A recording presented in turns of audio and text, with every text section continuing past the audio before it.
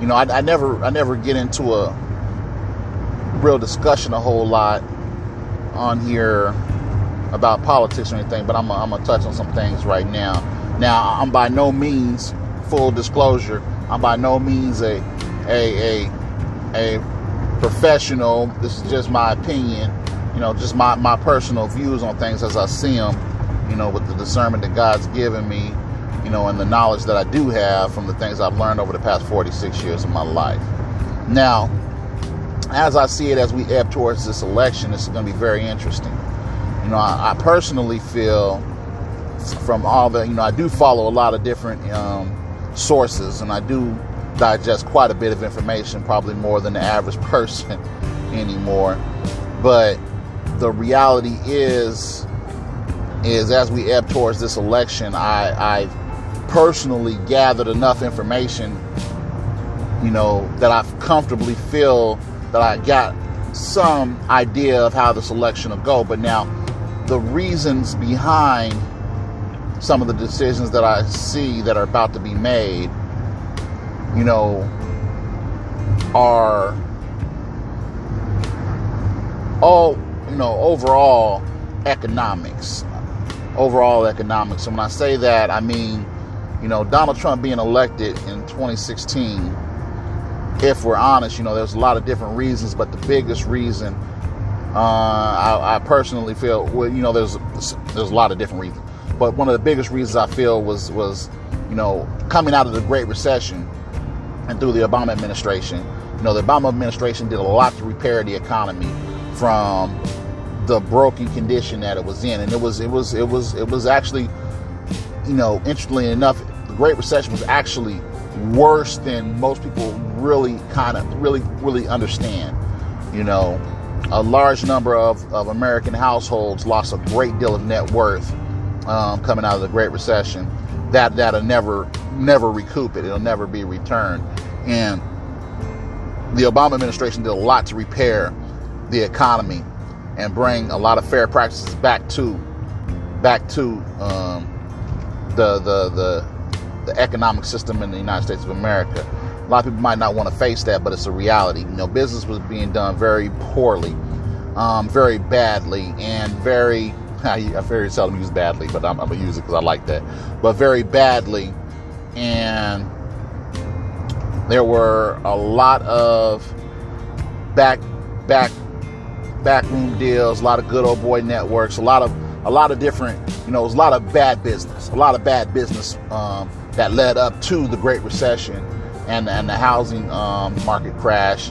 And one thing that it's interesting, the housing market crash was one facet, but the price of petroleum at that time was even more grotesque. I mean, it added literal fuel to the fire, pardon the pun. But anyway, the Obama administration did a lot to repair and bring fair practices back to capitalism. A lot of fair practices had to be brought back too. So it's a lot of regulations, a lot of, business does not like the word regulation, but, a lot of regulations had to be put in place and so forth. But so we had, 8 years of restructuring. Now, Donald Trump coming to the podium, brought what industry required as the tax breaks. The thing about tax breaks for the wealthy and for corporate America. Well, yeah, here's the reality. They, required that, so therefore they put somebody there who would give them that, and so therefore, there's Donald Trump. Now here's the reality. Fast forward to 2020. Donald Trump has officially outworn his welcome. Economically, he's officially entered into a place where he's bad for business. He's bad for business. Now, I say this because it's just a fact. I mean, when we look at ESG investments, when we look at the debacle with the coronavirus or the Ronavirus, how it's been handled, the lives that have been lost, and the residual effects that are going to be had for the country. the amount of, the hospitality industry, that's not going to recoup any. I mean, it's going to be very interesting when we do a 2020 recap in 2021 to see how much money was really lost. I mean, hospitality has been devastated, nearly obliterated. I mean, restaurants, that were already running on, as I heard a quote earlier, razor thin. Yeah, for real. I call it the head of a pin, already running on, as tight a budget as you can run on, and then enters in a virus that and how it was handled, that completely just is going to unfortunately, eviscerate a large section of the restaurant industry. And there are other facets to what's going on. There's a massive amount of consolidation at the very top of corporations, that are developing into mega conglomerates and so forth. And as as a very small, I can't imagine you can be any smaller a businessman than as small a business as I have. The reality of it is but there's and I say all this and it sounds like doom and gloom, but there's really a massive amount of opportunity that's going to rise out of this for the small guy. Now, the $1 million paydays and so forth. Well, that depends upon the person, the industry, and the talent and the level that they possess. But the reality of it is the level of opportunities for the uber small guy are a lot better than they've been in a long time, if and or ever. But as we move into this new technological era, that's the big piece. We're going through a global restructuring, economic restructuring. As we go through this global economic restructuring, it's going to be very interesting to see the new jobs that are created. A lot of the old jobs are going away. This is known data at this point. This is not a mystery. We know, by 2030, 375 million worldwide will need to be completely retrained because their current jobs will not even exist. There's a lot of different factors and a lot of different facts that we are currently in complete agreement on across the board. So all that being said, as we enter into this, next, month and a half until the election, and then the Biden, Harris ticket arises as well.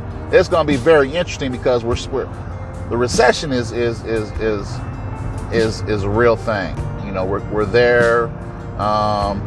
We're going to be there. I can't predict. I'm no analyst. I can't predict how that's going to go. No one can really predict how that's going to go. And that's the interesting thing right now that I hear more of than anything, is that no one can predict what's really going to more than likely occur. That's very interesting to me. The lack of I'm listening to a lot of different individuals. I guess I'm not having the conversations with them, in person, which would be awesome. But I'm watching, I'm digesting a lot of content, and I'm listening to a lot of different voices. And one thing about the voices that I'm listening to, highly credible voices, from a lot of different industries, I'm not just, I don't just follow one industry or, this industry or that industry. I follow multiple industries and multiple different individuals, all different backgrounds and so forth. And the one thing that I get from all of them is, and this started in 2019. See, now this is the other piece. A lot of these indicators I saw early in 2019. I saw a lot of guys, cashing out, cutting bait, getting out of their smaller companies and consolidating and grouping up with other guys and really just, starting to, stack their money and get their money to where when this recession came, they could really thrive through it and so forth. And so now we're here. So now it's going to be very interesting to see as we grow forward, what really happens. But, by God, God be the glory. you know, because I'm extremely optimistic and I'm extremely hopeful, you know, and as we go through this time, it's going to be very interesting to see who the shining stars are, you know, and who are the ones who have taken this opportunity to get in the game and to really rock this thing. And I'm gonna start making more videos because I'm very interested in capitalism. You know, I've been studying capitalism for the past, you know, about 8 years or so, very intently, and really doing deep dives on it and everything. And I'm really interested in finding out who is able to really become the pure capitalist and who still does not get it. I'm talking about those who are already in industry, because a lot of folks that are in industry do not get and understand the principles of capitalism.